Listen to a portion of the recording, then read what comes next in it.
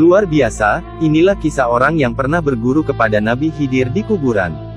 Banyak sekali dari kalangan ulama yang meyakini bahwa Nabi Khidir alaihi salam masih hidup hingga sekarang ini. Tugas beliau di dunia ini bukan untuk menyebarkan ajaran baru untuk umat Rasulullah Shallallahu Alaihi Wasallam, karena semua ajaran dari para nabi dan rasul telah terkumpul semua di dalam ajaran yang dibawa oleh Rasulullah. Di antara umat akhir zaman yang pernah bertemu Nabi Khidir adalah Syekh At-Tirmuzi. Beliau adalah seorang sufi dan ulama besar di zamannya. Beliau bernama lengkap Abu Abdillah Muhammad bin Ali bin Al-Hasan Al-Hakim At-Tirmuzi. Dalam kitab Khatmul Aulia, dikisahkan, saat Syekh At-Tirmuzi masih muda, beliau berniat akan mondok keluar daerah menyusul sahabat-sahabatnya yang sudah lebih dulu berangkat. Sebelum berangkat, At-Tirmuzi muda menyampaikan rencananya itu kepada ibunya. Tak disangka, ternyata niat mulianya tersebut malah tidak direstui oleh ibunya karena memang ibunya saat itu sedang terbaring sakit. "Nak, ibumu ini sedang sakit dan tak berdaya. Ibu hanya punya kamu seorang. Kalau kamu mondok, siapa yang akan menemani ibu?" ungkap ibunya penuh harap agar At-Tirmuzi tidak meninggalkannya seorang diri.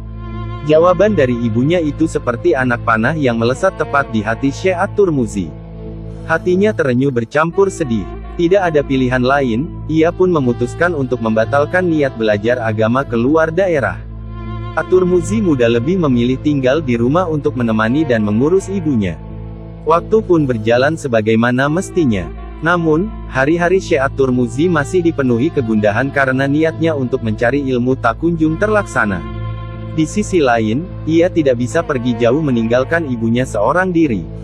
Kesedihan Syekh At-Tirmuzi mencapai puncaknya, hingga suatu hari ia datang ke makbarah kuburan. Selain bermaksud ziarah, ia juga ingin melepaskan semua keluh kesah dan kegundahan yang selama ini dirasakan. Tak terasa tetesan air matanya mengalir deras. "Aku adalah orang bodoh, sementara sahabat-sahabatku yang sedang mencari ilmu sebentar lagi akan pulang dan membawa segudang ilmu," sesalnya sambil menangis di atas makbarah. Saat Syekh At-Tirmuzi bergelut dengan emosinya yang sedang berkecamuk, tiba-tiba di hadapannya muncul sesosok kakek yang tak dikenal.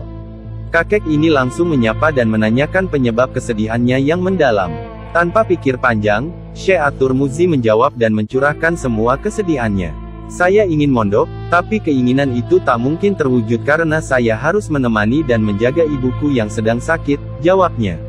Kakek ini langsung memberikan tawaran kepada Syekh At-Tirmuzi untuk belajar ilmu kepadanya. "Apakah kamu mau belajar kepadaku? Kamu tidak perlu lama belajar kepadaku. Nanti kalau sahabat-sahabatmu sudah kembali, belajarnya akan kita akhiri," ujarnya. Syekh At-Tirmuzi pun menerima tawaran ini dengan riang gembira karena keinginannya untuk belajar akan terlaksana, tak jadi soal walaupun mungkin belajarnya hanya sebentar. Sejak saat itu, keduanya bertemu setiap hari untuk belajar dan mengajar. Hari-hari berlalu, keilmuan Syekh At-Tirmuzi semakin meningkat dengan drastis. Beberapa waktu kemudian ia pun menyadari bahwa sosok kakek yang selama ini menjadi gurunya itu adalah Nabi Khidir alaihi salam. Ia juga bersyukur dan menyadari bahwa anugerah yang ia dapatkan adalah berkat doa dari ibunya. Begitulah ibu, bisa menjadi keramat bagi anaknya yang berbakti dan bisa membawa laknat kepada anaknya yang durhaka. Berbakti kepada orang tua merupakan salah satu kewajiban bagi umat Islam, terlebih kepada ibu. Dengan keramatnya, ibu bisa menjadi penunjang kesuksesan seseorang. Seperti contoh kisah Uwais Al-Qarni, yaitu orang yang terkenal di langit gara-gara pengabdian yang luar biasa kepada ibunya. Semoga kisah ini bermanfaat. Wallahu a'lamu bishawab.